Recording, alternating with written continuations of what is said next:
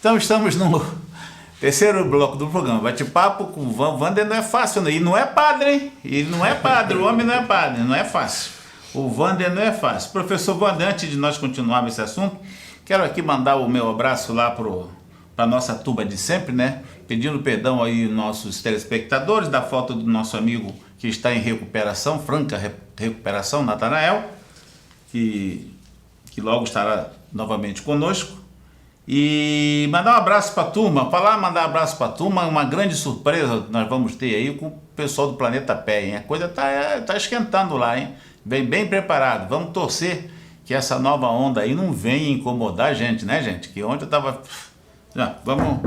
não vai dar tudo certo, nós vamos ter uma grande festa, mandar um abraço aos Planeta Peístas, mandar um abraço para essa turma do Bar Adriana, que é chamado Bar dos Canalha, uma turma...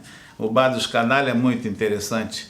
Muito bom o bar, a turma do Bela Vista, a nossa turma Bela Vista agora com a volta do seu presidente, o nosso amigo que depois de muito tempo não, acho que umas 3 presidências ele voltou, que é o nosso amigo, como é que eu tô, hein? Semana passada foi o dele que eu esqueci, mas daqui a pouco eu lembro. Então vamos lá, professor. Aí nessa lista de santos, o Felsch. Nessa lista de santos, para o cara ser santo tem que seguir um certo ritual, né? Primeiro ele tem que fazer milagre, tem o beato não é santo? Não, para chegar a santo ele tem que ter importância, um milagre de muita importância, de muito impacto, né? Uhum. Tem uma comissão no Vaticano que faz esse estudo, tem casos que duram anos, décadas, né? Eles têm que fazer vamos dizer, a investigação dos casos alegados, né? Eu vou ter a enxergar porque eu fiz isso. Vamos ver se é verdade.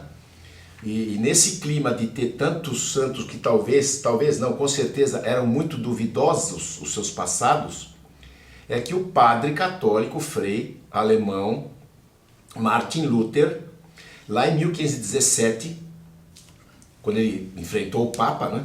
Sim. Você sabe disso?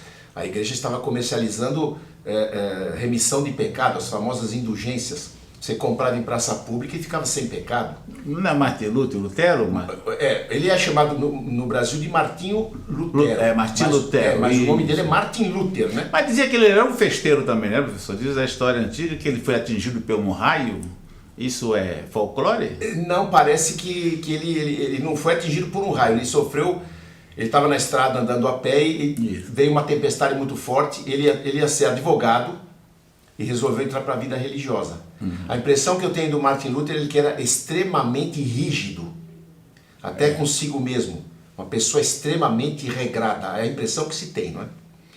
Aí ele viu que aquelas 95, são 95, né? 95 teses, Ele viu, a igreja estava abusando do poder econômico, né? Ele vendia coisas. Ainda. Veja a frase dele, ainda um pouco. Não é tão descarado como aquela. Agora tem concorrência. Saiu um pouco pro lado, a rapaziada aí dos irmãos. Exatamente. Os irmãos estão tomando uma grana também preta. Ele disse assim, a frase que resume, né? Ele disse assim: se você pegar todos os pedaços originais da cruz de Cristo que tem nas igrejas, dá para construir uma caravela. Então, ele sabia que havia muita tramóia, não é? Então, o que ele fez? Ele pegou a Bíblia e traduziu do grego e do latim para o alemão. E aí ele entregou para você, lê aí, o que você acha disso? Entendi. É a revolução do Martin Luther. Porque não tinha acesso à igreja. Exatamente, não tinha acesso, a interpretação era do padre, era da igreja, e nem todo padre tinha Bíblia, não tinha imprensa, era feito à mão, imagina. Aí veio o lance do papel também, né? Ele usou, né, o cara que fez o... Ele usou a imprensa do Gutenberg para panfletar, porque foi assim, quando ele viu que na Bíblia tinha 95 condenações a essa prática comercial, ele colocou isso no Facebook dele, que era a porta da igreja, pregou na porta da igreja, era o Facebook da época, não é? Só que o Papa demorou 4 anos para reagir. Naquele tempo era tudo muito mais difícil. Sim. E ele então, quando o Papa descobriu que o rombo estava grande, o Papa excomungou o Martin Luther. E aí ele queimou a bula do Papa em praça pública. Olha a coragem desse homem em 1521. E quando ele fez porque ele não queria fundar uma nova igreja, ele queria moralizar a igreja católica. Uhum. E ele foi excomungado. Você sabe o que quer ser excomungado? né? Você é declarado morto. Ninguém pode te dar, um cristão não podia te dar emprego, esmola, lugar para morar, não é? Não podia nem te dar bom dia, a pessoa definhava e morria. E o Papa ele escreveu no fim da bula: quem matar Martin Luther não estará cometendo pecado. Isso é a mesma coisa de matar petista, não é pecado. Alguns. Então, o que ele fez? Ele reduziu, ele enxugou, entre aspas, né, a doutrina cristã. E ele só reconhece 4 santos. Os luteranos não tem essa lista toda aí. É só 4. E o que deu a esses 4 a condição de serem santos? Escrever os evangelhos. Pedro, Paulo, João, Mateus, Lucas, Paulo. Não, Paulo não.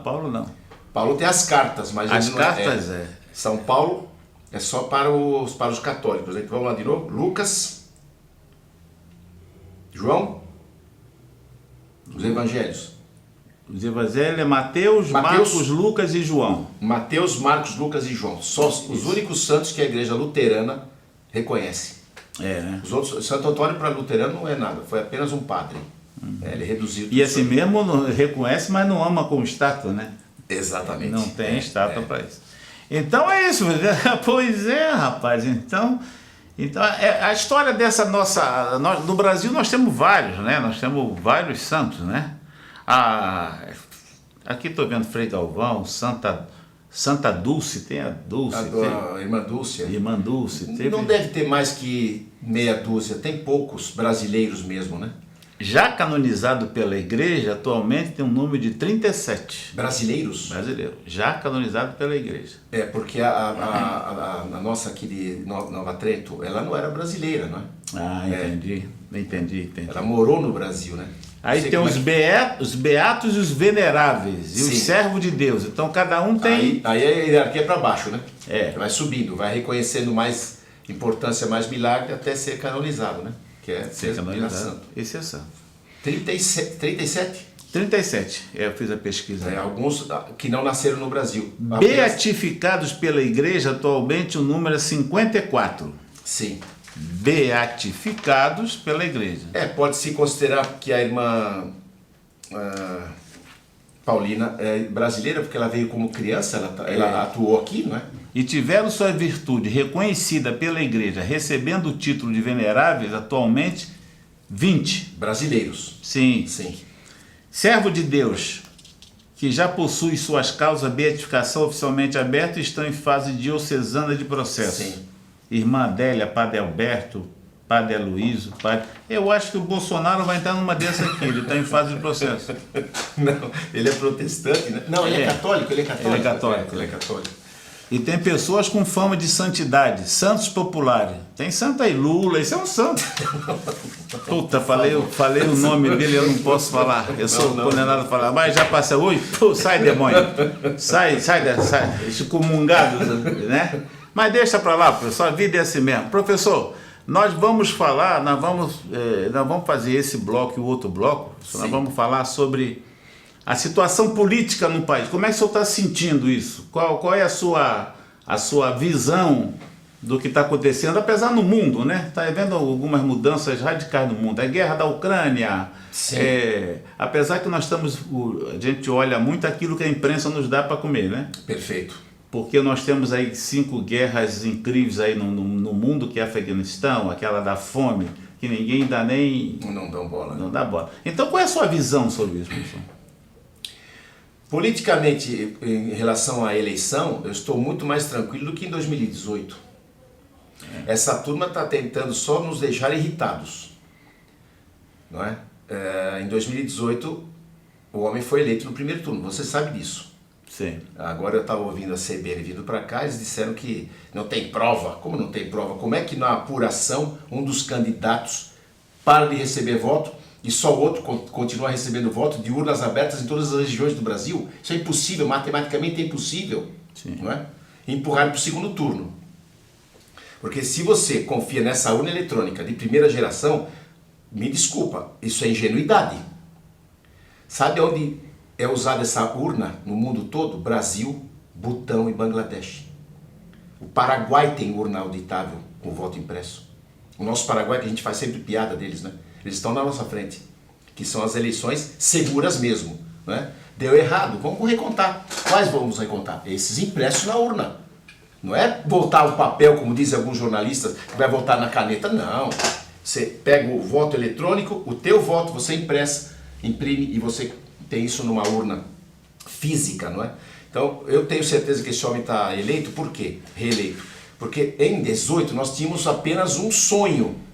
Você não sabia quem era Bolsonaro, você acreditava que ele seria alguma coisa. Agora você sabe o que ele fez. Sim. E por que não fez mais? Porque infelizmente a nossa Constituição, não é?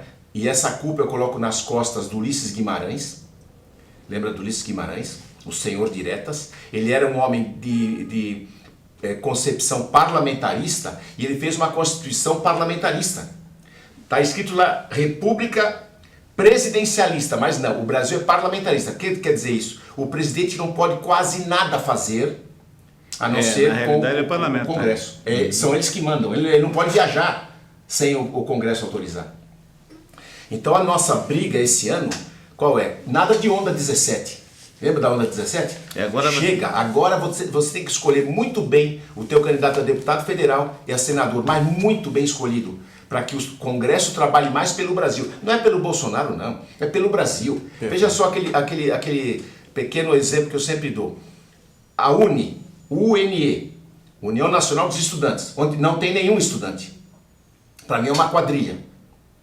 Eles monopolizaram conceder a tua carteira de estudante. Você tem que pagar R$15 para eles. O que o Bolsonaro fez? Mandou para o Congresso Nacional a carteirinha gratuita feita diretamente do celular do estudante com o MEC. E não passou. Então o Congresso trabalhou contra o brasileiro, contra o estudante do Brasil. Não é nada com o Bolsonaro, é Brasil. Professor, esse ano nós não vamos ter onda 17. Não, tem que escolher a dedo. Esse aqui vale a pena. Vai ser onda 22. Não sai daí, nós já voltamos com o quarto e último bloco do programa Bate-Papo.